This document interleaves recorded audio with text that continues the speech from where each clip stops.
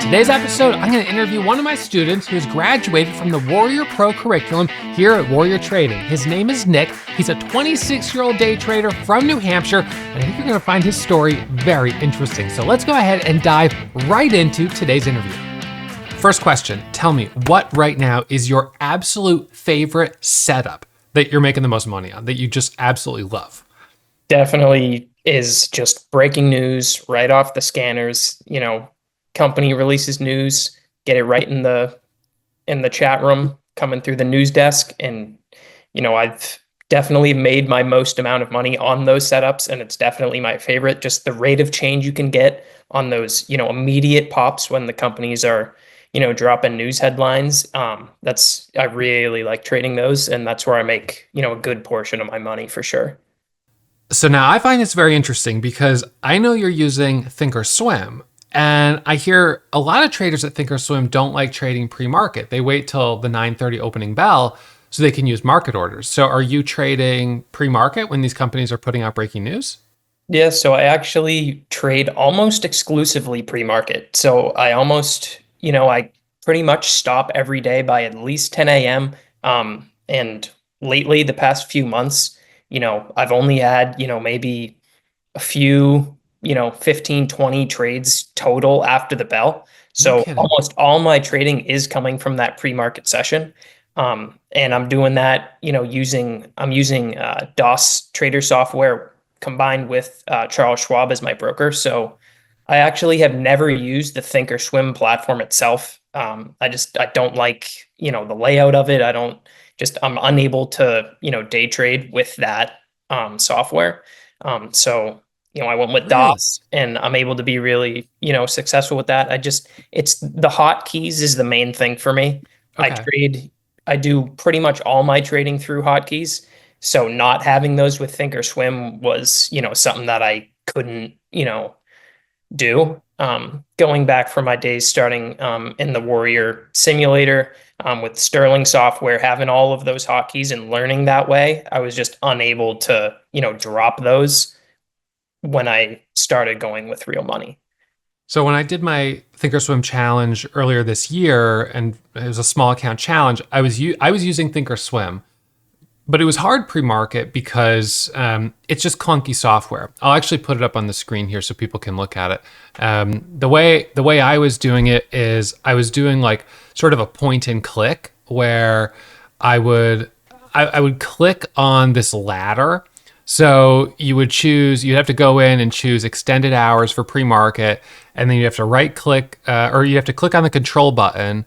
And then if you clicked anywhere above the current market, which is the gray sort of box, it would be a limit order to buy. Or if you went below, it would be a limit order to sell. But it was all this pointing and clicking. And then if you wanted to change your share size, you got to manually type in here your change in share size, which for me, I found it hard to scale into trades, hard to scale out of trades. And I felt clunky. I felt like I was trying to run a marathon with like weights around my ankles. Like, since I'm like, my physique is so strong, like that wouldn't have been a problem for me. Like I was still able to like do well with the small account challenge, but it was not easy. So tell me, using DAS, that's the software that you pay for separately, and it's API to your Thinkorswim or Charles Schwab account. So DAS, what does that do for you?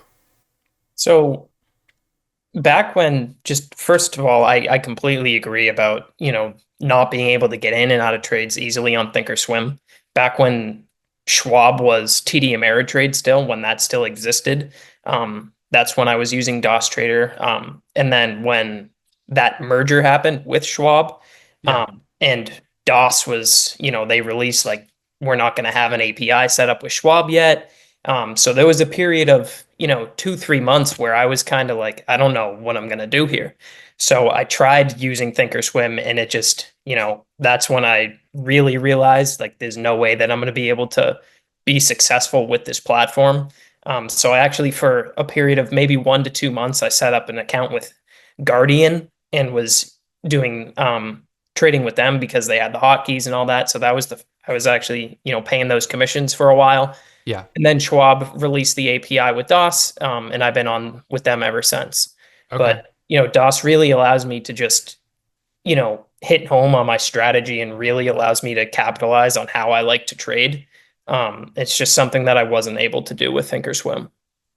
So you said with DOS, you're able to create customized hotkeys, Right. right? So Exactly. that's and so if you're buying and selling with hotkeys, you're pressing Shift 1 or Control Z, and that's buying, selling, does all the math for you, calculates the number of shares. You don't have to be manually typing in.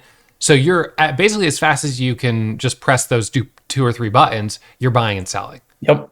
Yep. Yeah. So you're able to trade faster than someone with probably just on Thinkorswim.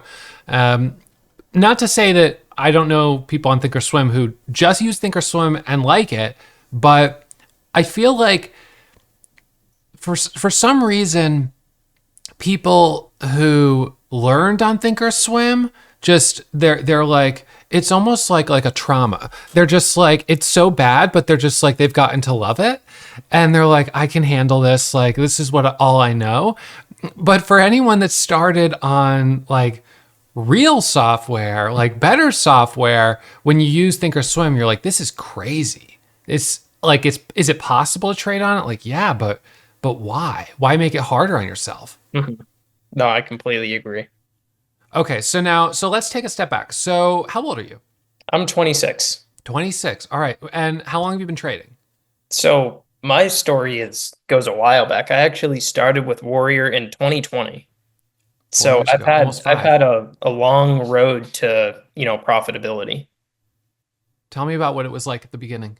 Yeah, so it all started back in early 2020 when COVID hit, Yep. and I was actually a senior in college at the time, and I got sent home for spring break, and they told us we're not coming back. And so I was a science major, and when I was in school, I would have 4 to 5 hour labs every single day. Yeah. So now I'm at home, and I no longer have labs, obviously, because we're online. So all of a sudden, I have all this time on my hands that I didn't have before.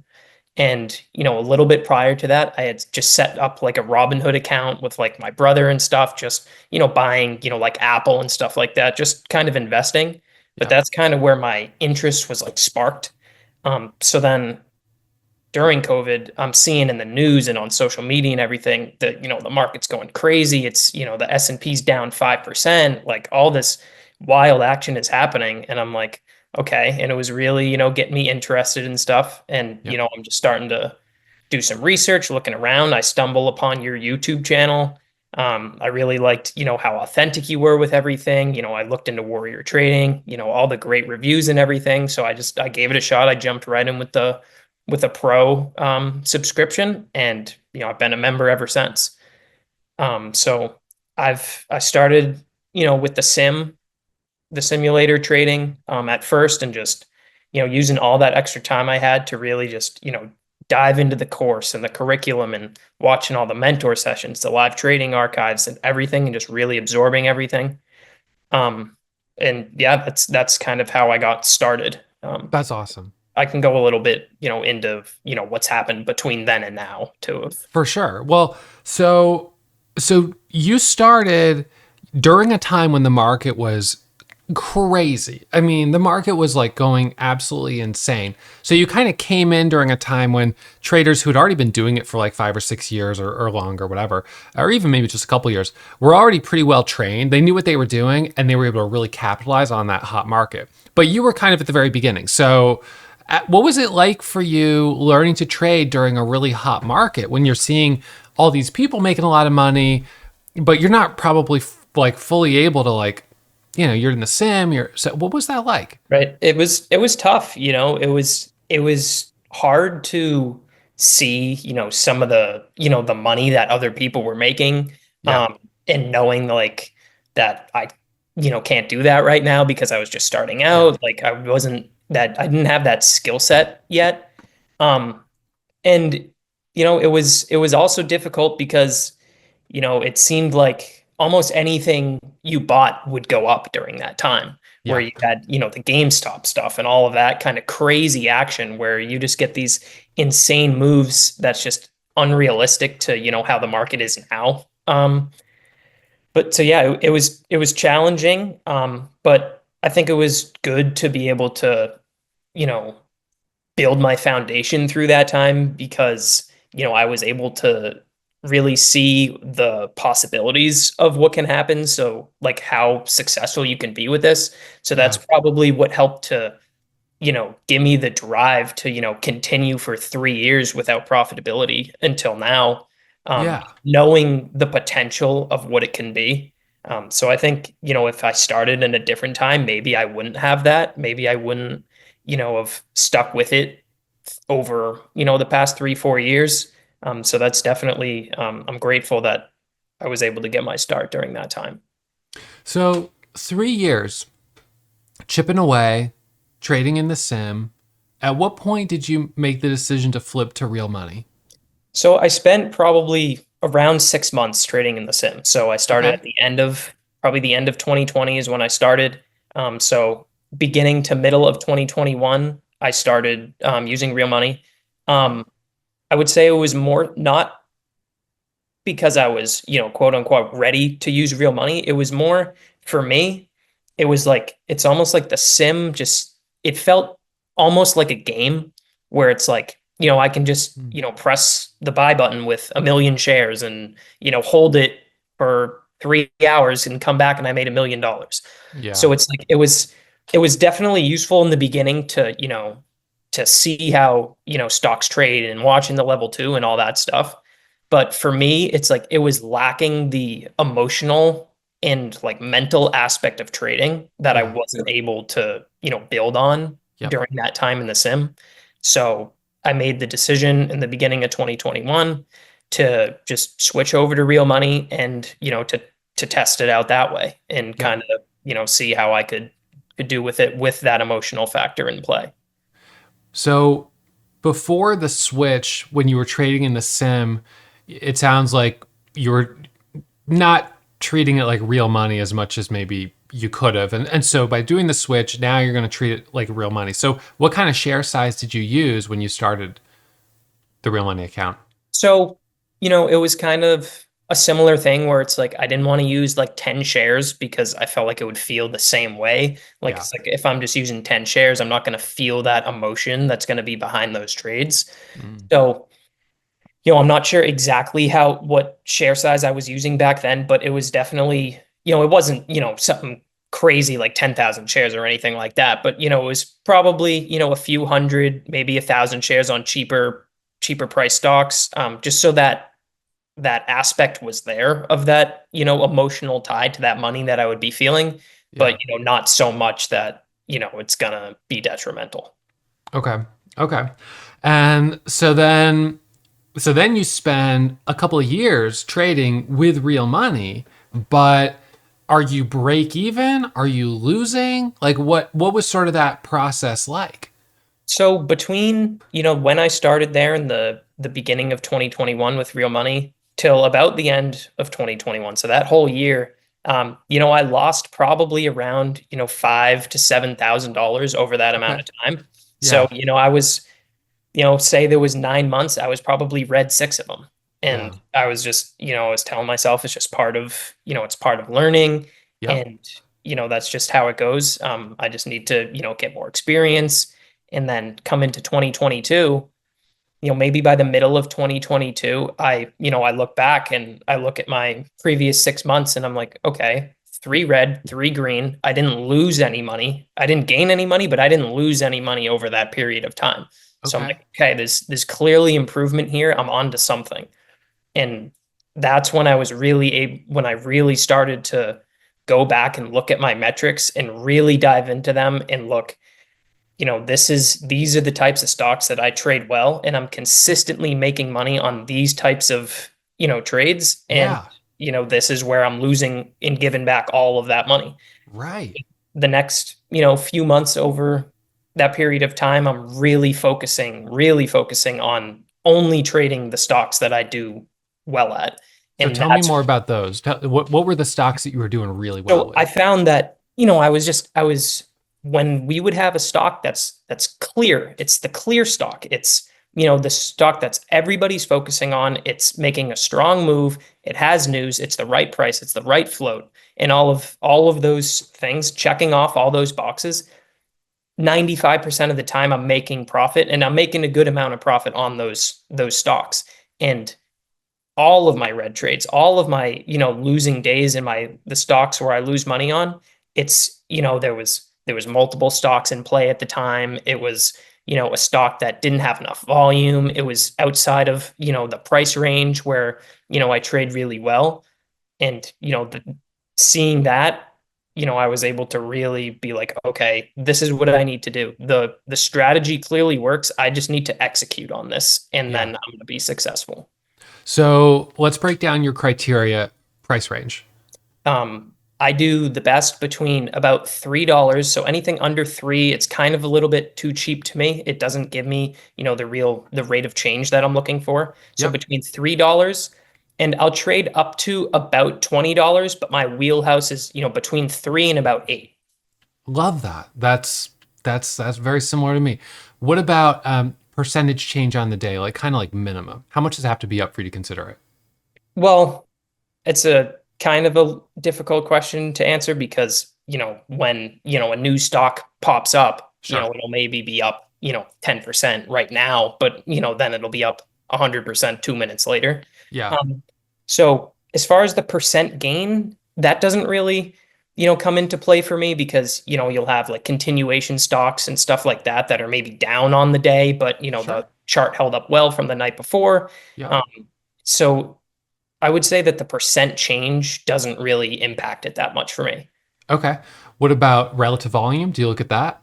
Not so much the specifics on it, Okay. but I definitely want to see a stock that's, trading with a significant amount of volume compared to, its previous history, with the exception of, again, like a continuation play where you've had a stock that's been making, a good move for a little bit of period of time, like the day before, the week before, because then you can have the lower relative volume compared to those days, but you can still see some good action out of it. Right. What about float? Float's a big one. I really don't trade anything above 10 million shares, and I No really kidding. try to keep it under that. Yeah. About 5 million or less is really where I do well, but I'll trade up to about 10 million. Anything over Okay. that, I just find that the price action is too choppy and unpredictable for me. Yeah. Yeah. That's interesting. And what about news? I mean, it's not required on a continuation setup, but what about like day one when something's first moving? Do you? Um, yes and no.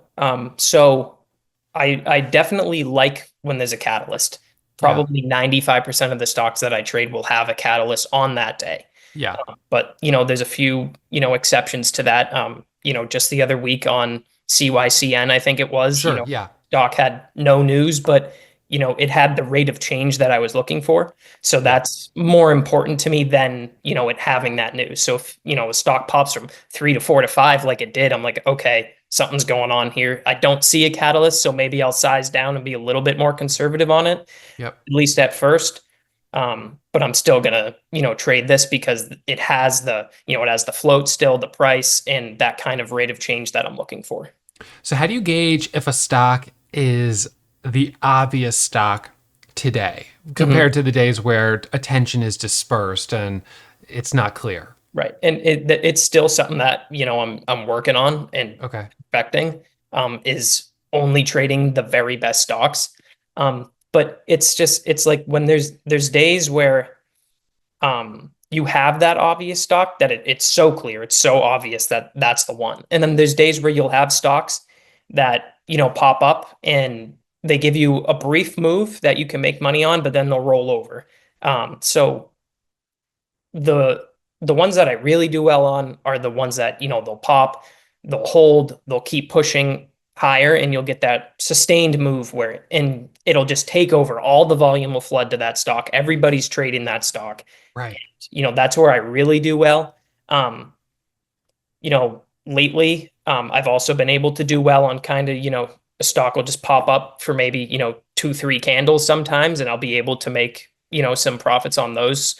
As I'm kind of like refining my strategy, I'm trying to get Okay. better at trading those stocks, the ones that don't go up 600%, but, still give a decent move. I'm trying to Yeah. get better at trading those to incorporate that into my strategy as well. Yeah. Okay. Okay. That's really interesting. So, all right. So you spent some time looking at your metrics, and and this is something I talk about being so important for traders to do. So you did it. You looked at your metrics. You said, well, my metrics are telling me where I'm making money.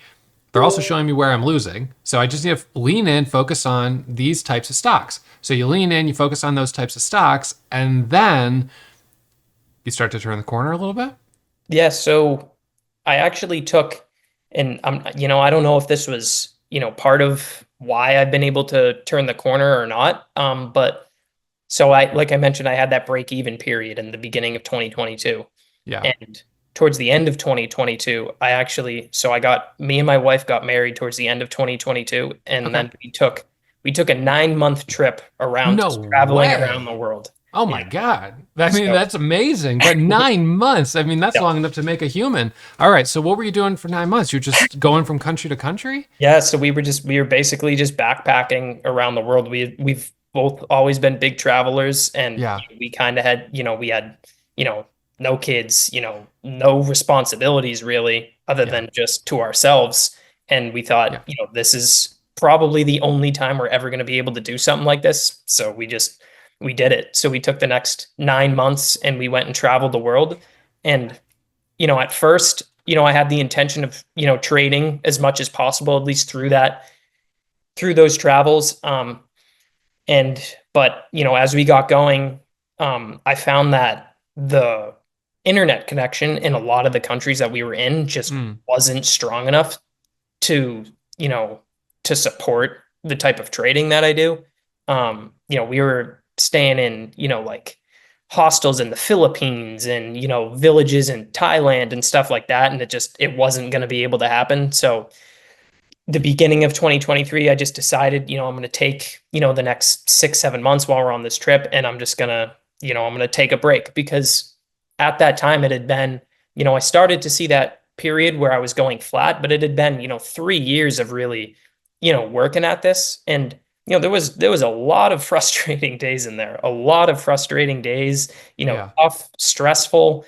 I mean, I put everything I had into learning how to do this. I like so badly wanted to make this happen. So I'm Yeah. putting everything into it. And so it was maybe kind of just like, and part of it was, I remember a couple years ago, I think maybe when you took, I think it was maybe your first week off of trading in a while. And I remember you saying like you came back from that and you felt so recharged and refreshed, and you went on like a really good streak after that. So Yeah. that kind of also factored into my decision making there, that if I just, maybe stepped away and gave myself some time to, just, you know, travel the world and, get my mind off of trading, which it Yeah. had been on 24/7 for the past 3 years, that it would maybe allow me to, just get a fresh start on it when I came back. And that's kind of what happened. I came back at the end of 2023. I took like the next month during the holidays off, and then I started fresh this year, 2024. And, I haven't looked back. This is, I've been able to make, a really good amount of money this year, that I wasn't sure that I was ever going to be able to see from trading. Yeah. Um, so yeah, So where were you at on the year as of end of November? so end of November, I'm not exactly sure, but between about like 55 to 60,000.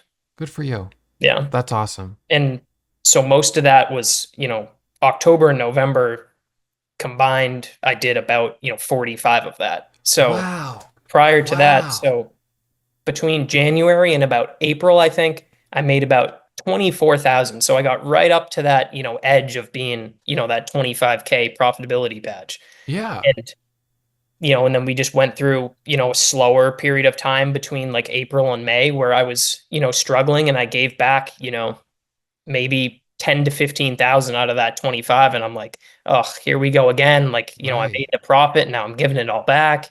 And, I was able to just, buckle down and just survive for the next month and a half until we came into September. And September, I was able to make back, that 15. And then into October, November just kind of took off. That's amazing. You know, that speaks a little bit this year to the ebb and flow of the market because I had a good first couple of months of the year. January was good, February was great, Yeah. and then March was good, and then but then it was like April, May, June was really slow. Hmm. And July started to pick back up, and then August was better, and then September was a little slow again, and then October, November, December. Now we're like on the next ramp up. So like, you know, it can be hard when you're a beginner because you don't yeah, I mean, you can look around at how other people are doing, but you feel like if you're not doing super well, it's like totally on you. Like, man, what's wrong with me? What's wrong with me? When the fact is, you struggled during a 6 month window when a lot of people were struggling. I wasn't doing as well during that window either. Now, I've got more experience and intuition, so I've got a little bit more time under my belt. So I was throttling down. I was trading that period with smaller size. I was still making some money, but not as much. And then when things picked up again, I like put the pedal to the metal again. So like the thing for beginners is that sometimes in areas where other traders might be sort of break even or just kind of coasting, you're drawing down because you're being still a little too aggressive when you haven't quite picked up on that ability to ease off the throttle fast enough. Even I sometimes don't. You know, it's very common that I'll have a really nice hot streak and then I'll have a couple huge losses because I kept pushing a little too hard towards the end. So I think as you get more experience, you'll get better at easing off the throttle when it gets cold. And instead of the cold period being a drawdown, the cold period is a time where you're just kind of like batting down the hatches, trading with small size, taking a couple of those quick base hits, get in, get out, get in, get out, chipping away, and you just reduce your daily goal. Instead of trying to hit, you know, $1,000 on a day, you're like, hey, look, if I can make 200, I'm happy with that. I don't want to push it. And you're grateful for that. And then all of a sudden, when things pick up, you're like, wow, I'm glad that my account through that slow patch didn't suffer a big drawdown because now that things are picking back up, this is just profit. It's not recouping losses. Yeah. No, that's exactly my experience. And especially with this year, similar to you, I had, those strong first few months. And then, like I said, I gave back a lot of profit through that time.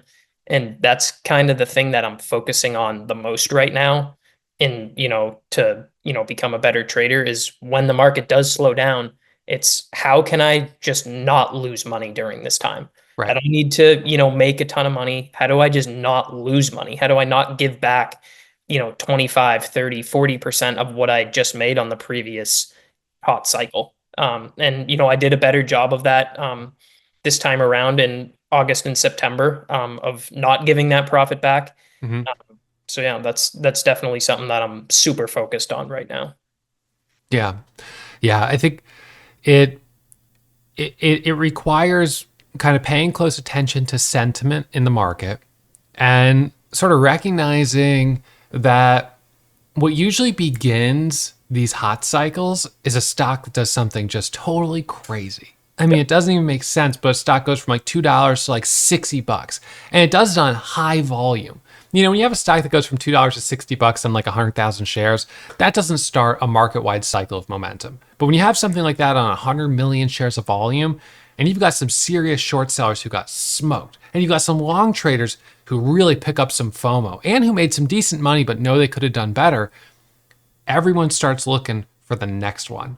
And the shorts start getting a little cautious. And some of them are not as quick to ease off the throttle on their side either. So others start popping up and they still keep adding, but longs are now looking for the next one. And now you start getting bigger and bigger and bigger responses to those breakouts. And that works until long traders get a little too greedy. They get a little too aggressive and they start jumping on some of these stocks that don't even have news at all. Or the stock has news, but it's like nothing.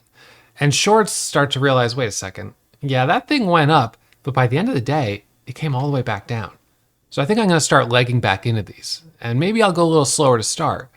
And then you start seeing these reversals happening earlier and earlier and earlier, and the moves getting smaller. And now longs have to be careful because the pops are getting slammed. And then all of a sudden, the shorts are back in control and the longs have gone to the sidelines, except for the ones who got stubborn and keep buying at every pop and catching flushes. So it's like you have to kind of be able to see what the psychology of the market is. Like, what are other people thinking? What are they doing? Like, are we still seeing a lot of exuberance, a lot of strength, irrational strength, or are people getting cautious and are they slowing down? And it takes intuition, it takes experience to be able to read that in the market. But I think that asking yourself that question of like, current state of the market, how was yesterday? How were some of the biggest stocks yesterday? Did they hold up? Did they do a full round trip? Who's kind of in control as we start the day here? And I think if you ask yourself those questions, you'll be better at sort of gauging, is today the day that I should keep being aggressive, or is there a caution flag going up and I have to slow down a little bit?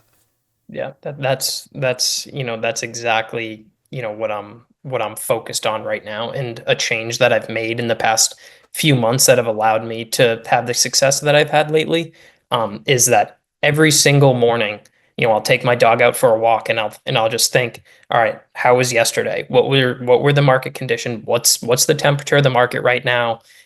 What kind of action did we see? Because I found myself, during that period of time where I gave back, 15,000 out of that 25 I made, Mhm. it was, I had, a period where I had like 4, 5, 6 red days in a row where I just wasn't able to, just step off the gas. I wasn't able to see behind me and see like, okay, there's clearly been a shift here. Like you need to slow down. You need to make an adjustment.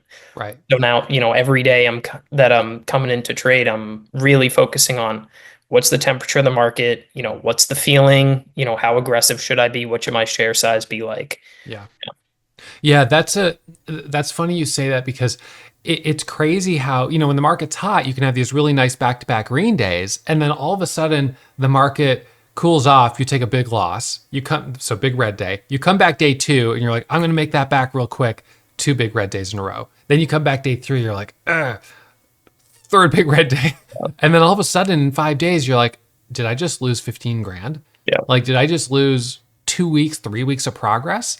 And then you're kind of become gripped by the emotions of that. And now you're like, I've got to make it back. I've got to make it back.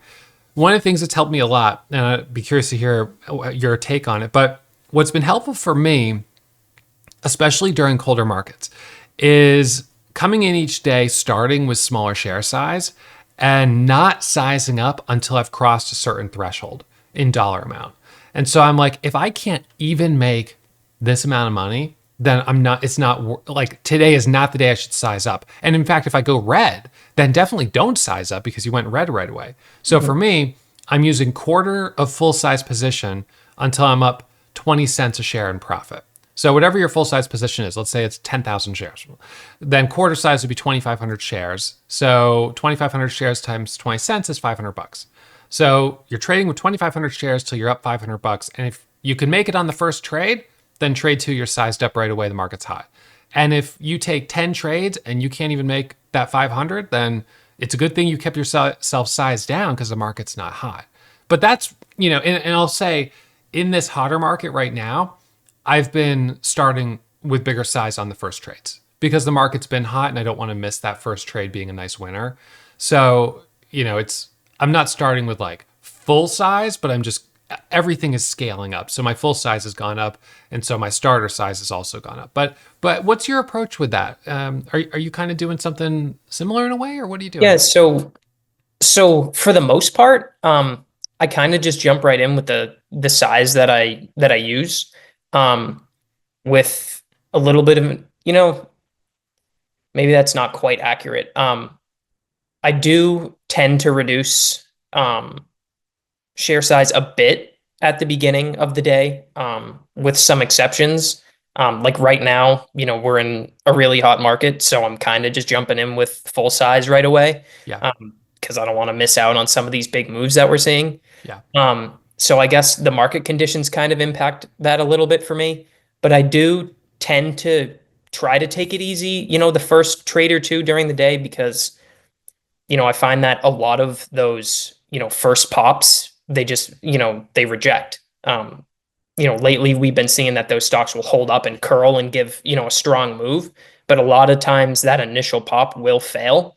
yeah, And I found that I was kind of getting smoked on those initial pops, and I would start the day, you know, $2,000 in the red right off the bat. And it's like, all right, now I gotta, now there's no way I'm having a green day today. Right. I gotta try to dig out of this hole. And Yeah. best case scenario, I'm gonna get back to break even on the day. Yeah. So it's definitely something that I've been thinking about. How to limit that from happening because there's nothing worse than coming out and getting smoked right out of the gate, I and know. reducing that size definitely prevents that from happening. Yeah.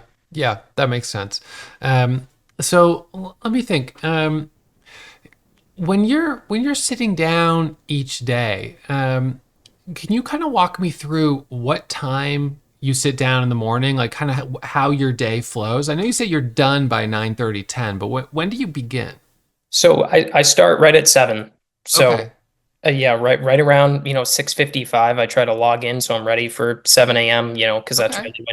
that's when my broker Schwab opens and allows me to start trading. Yeah. Um, and that's when you start to see an increase of volume across the board. Yep. Stocks start to put out, companies start putting out news and stuff like that. So I definitely try to be in at 7 a.m. every day. It hasn't always been like that. When I first started out, I think I was coming in at 9, and then it ended up being 8:30, and then it was 8, and now it's Right. all the way to 7 because the moves are just happening earlier and earlier in the day. So Yeah. I'm trying to be flexible with that and adapt to it. Yeah.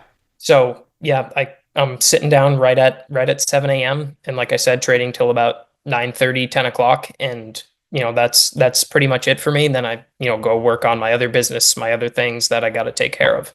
Cool. And that's something that has come up because of a pattern that I saw in my metrics is that I'm actually red overall after 10 a.m. And I Mm. make all of my money before 10 a.m. and anything after that, it's I'm losing money.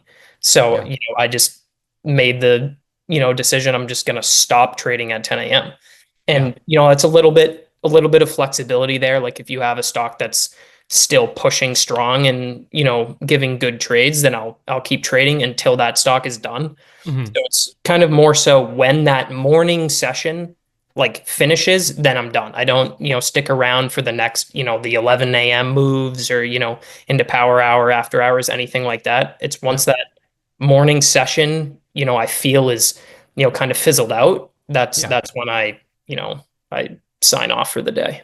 That's great discipline.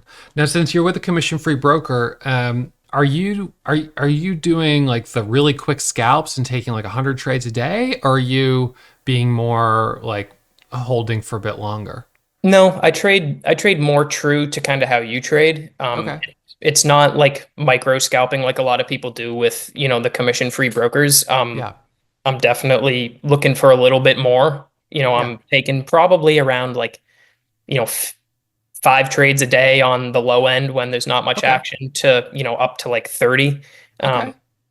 but yeah, I'm not getting up, over that. I'm definitely because another thing that I found is I tend to overtrade when stuff like that happens. So I've Yeah. tried to, it's part of being so selective. I think that's kind of like my edge as a trader is how selective I am on what I decide to trade. Yep.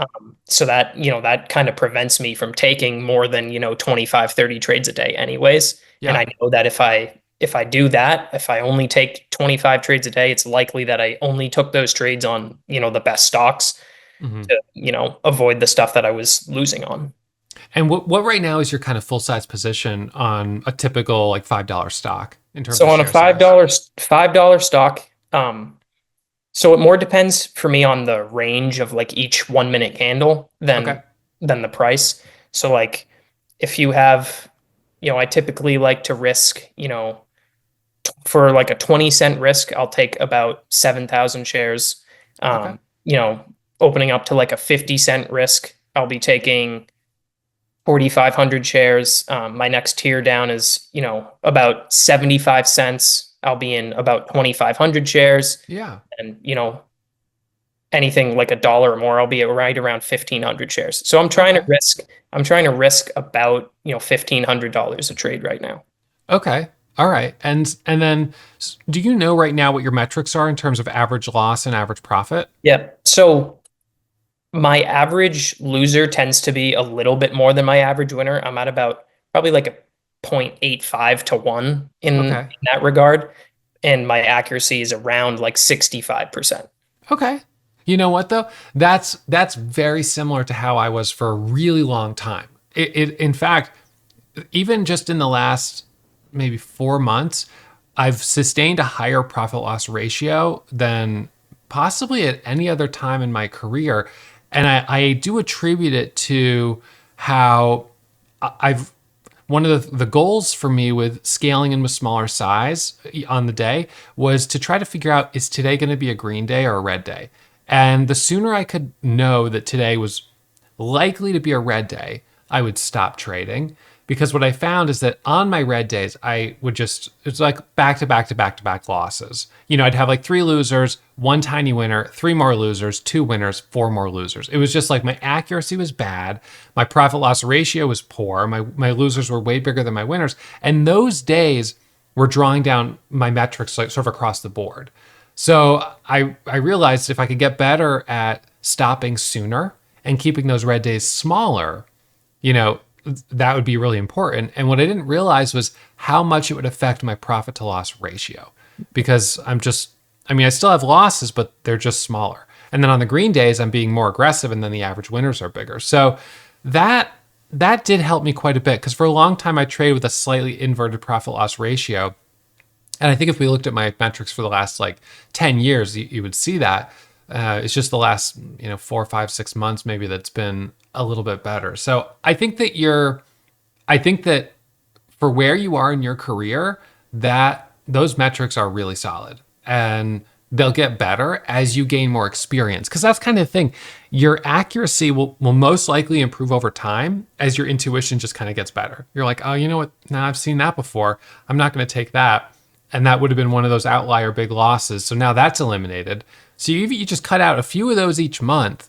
And that's the crazy thing with trading, is that the difference between success and failure can be such a fine line. Yep. Just a slight adjustment with a couple of metrics, which is frustrating for a lot of people who have been doing it for some time, because you're so close. It can feel like, man, it's like I have these nice winners. But what is the issue? So now looking back, are you able to sort of think about what maybe was holding you back in those first few years before you took your trip from pulling away? I think it was just a lack of, discipline, a lack of being Mm, able to stick to what I know I can trade well, and yeah. being unable to just have that discipline to just avoid the trades that maybe other people are making money on in the chat room, that maybe you're making money on, that I just know that I'm not going to be able to trade for whatever reason, that I'm not going to be able to trade them well. It was Yeah. just the lack of the ability to not trade those. And I just, over, the 3, 4 years that I've been doing it every day, I've been, at least, whether I take no trades or I trade, at least, watching the level 2 of every stock that pops up that becomes, kind of a focus for the past 4 years every single day. And just every day, like you said, getting that intuition, just seeing it more and more and more. I think over that time, I just think for me, it was just a matter of time of just seeing the price action enough Hmm. that I was able to, understand it better. Yeah. And now I feel like, I don't know, I just feel like I just have a better understanding of everything. I feel like my discipline is really dialed in now, Yeah. where I'm able to only trade what I know I'm good at. And Right. I don't know, it just got to a point where I was just like, the strategy clearly works. I'm getting in the way of it. And Yeah. by being able to, turn that corner this year is, yeah, it's been good. So you're now on the positive feedback loop, right? You're having good accuracy, your profit loss ratio is improved, you're having profitability. Now your confidence is going up. So now you're just feeling better across the board, like this is working. And when you approach it with confidence, instead of the contrast approaching it from a sense of scarcity and desperation, when you're in a position of confidence, like you're in the driver's seat, you're in control. You're like, I'm not going to take that trade, and I don't need to take that low quality trade. I can wait for the right ones because I know it's only a matter of time. And that's that mindset shift. I talk about this a lot, that I sort of, from my vantage point, I see that there's two leading causes of failure. The first is people that don't have a strategy at all. And there's a lot of people that come into the market and they just throw money on this and that and they lose it and they're like, I don't get it. But they didn't really have a strategy. They didn't have a system, certainly not one that was back tested and proven. And then the second group of people kind of fall into the group that you were in for a little bit, which is that you've got a strategy, but emotions and maybe other factors are getting in the way of you really following it to the T. And I usually would say it's kind of an issue of discipline. Yeah. And the challenge there is that discipline, it's hard to fake it when you're not in a position of feeling confident. You're not confident because you don't have a track record. So it makes sense you're not confident. So it's like, it's so hard to put yourself in that mindset. So when you first came back at the beginning of this year, you had, sort of what you said, $15,000 or so of profit, $25,000 of profit, and then you gave back 15 of it or 10 of it. But even those 3 months or whatever it was of making that 25 grand, I mean, that was a big turning point from where you were at prior.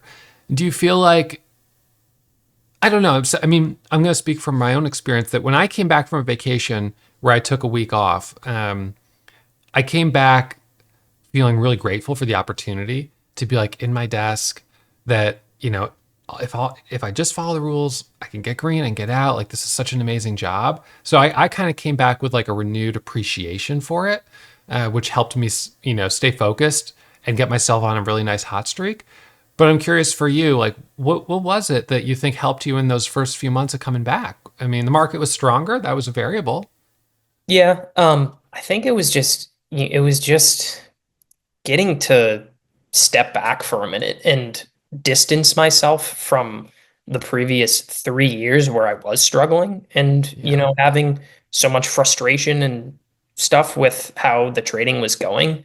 Just being able to separate myself from that and, I don't know, it allowed me to come in with a clear mind and just know that if I execute on what I need to do and I'm able to be disciplined, that I'll be successful.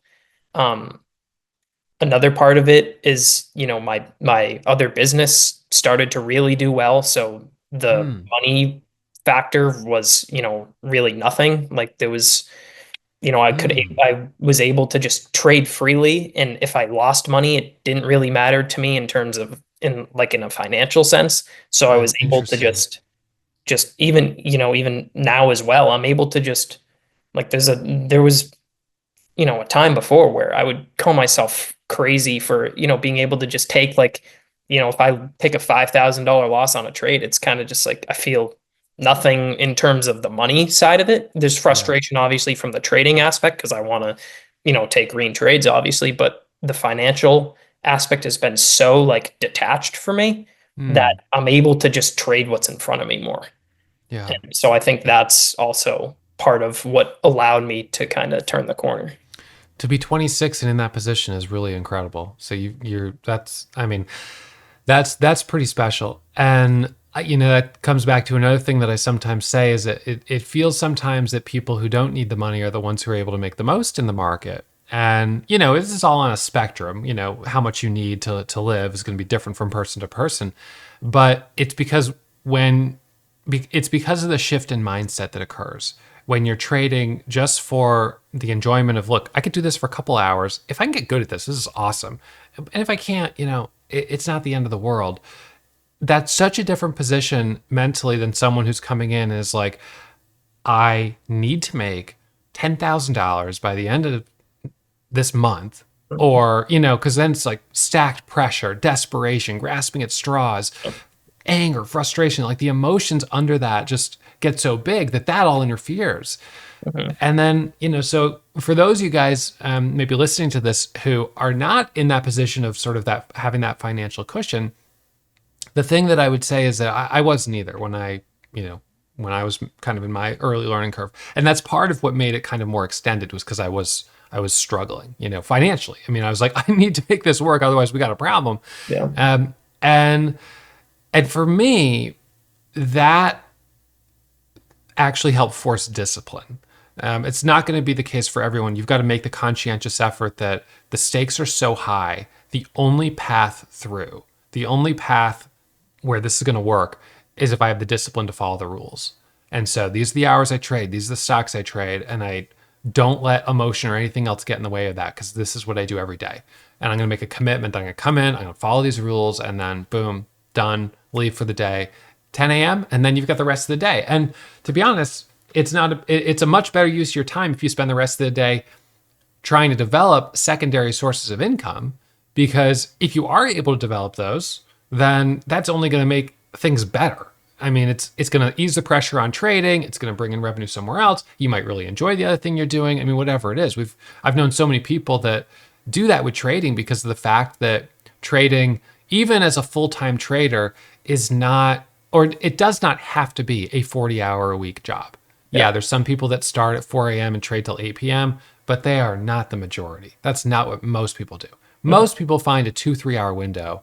They trade that, and then they either enjoy just having the rest of their day to do whatever they want, or they find things that they, have a passion for and also as a source of income, and they've got multiple streams of revenue. Yeah. Yeah. I definitely. I definitely, I'm on that wavelength. It's something that it's been such a, blessing. I'm so grateful for being able to just come in and trade every day for, 2, Yeah. 3 hours. It's like, I don't know. It's hard to explain. It just feels like Christmas morning every morning when I wake up to, come Yeah. trade. It's just, I enjoy doing it that much. Yeah.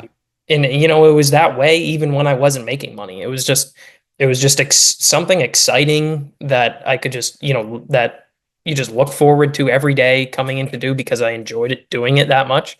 Yeah. So now that, I'm having success with it, it's just that much better. And just, yeah.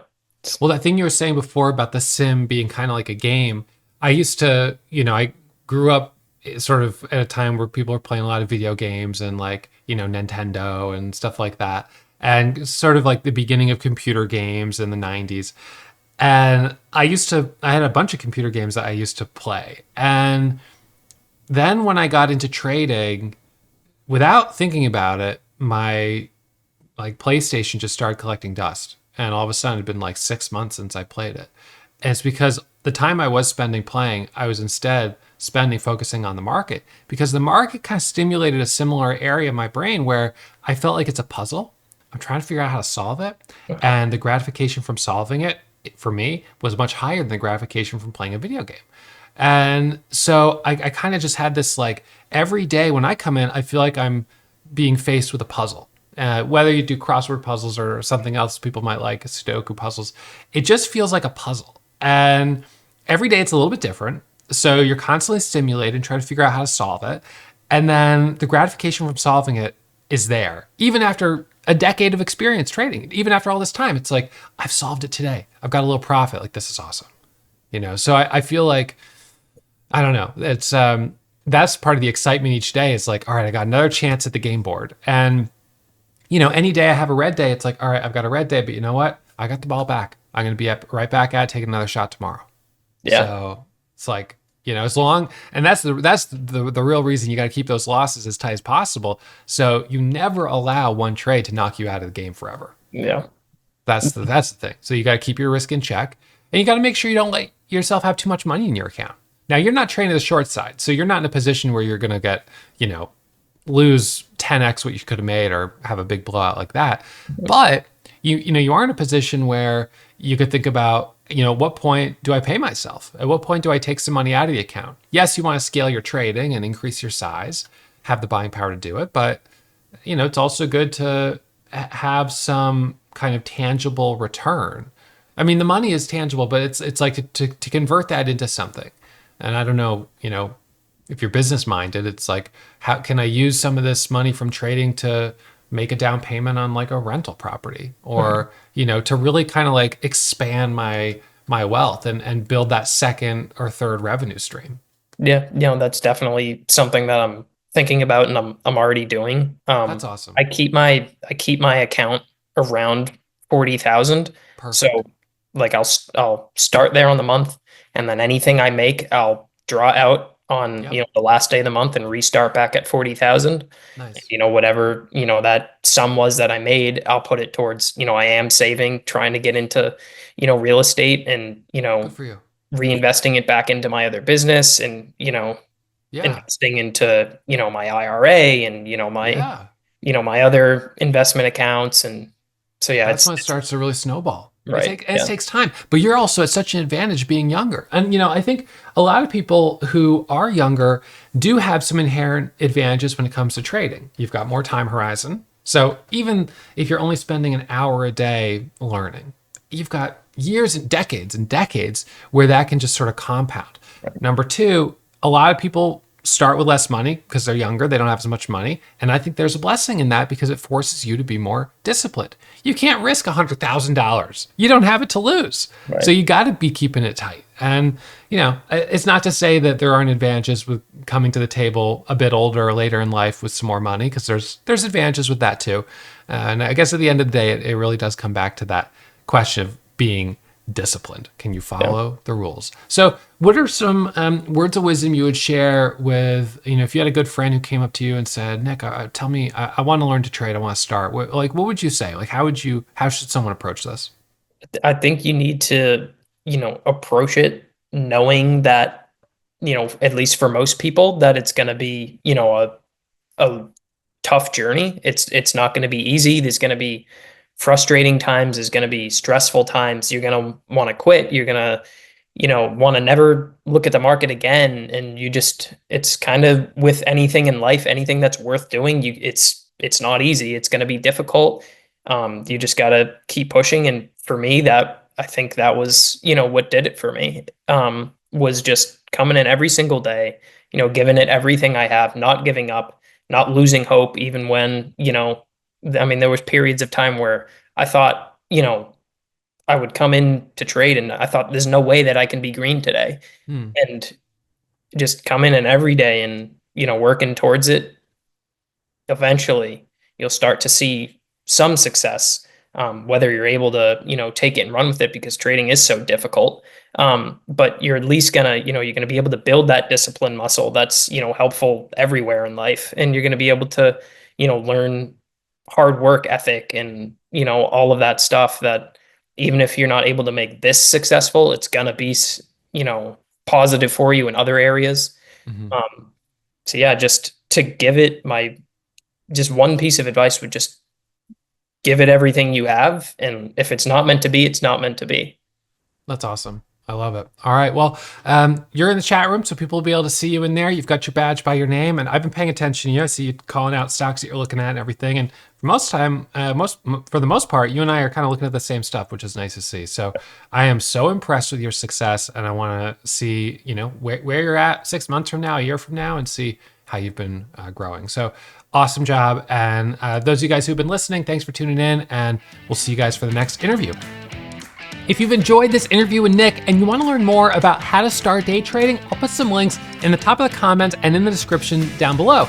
The first link will be to do a 2-week trial at Warrior Trading, where you can watch over my shoulder while I'm trading every single day, listening to my audio video broadcast, and using the same software that I use every single day. The second will be a link to a free day trading course that will teach you the foundational concepts of the strategy that I trade every single day. And this is more or less the same strategy that Nick is trading as well. So make sure you guys check those out. Thank you guys as always for tuning in. I'll remind you, trading is risky. Our results aren't typical, so please manage your risk, take it slow, and always practice in a simulator before you put real money on the line. I'll see you for the next episode real soon.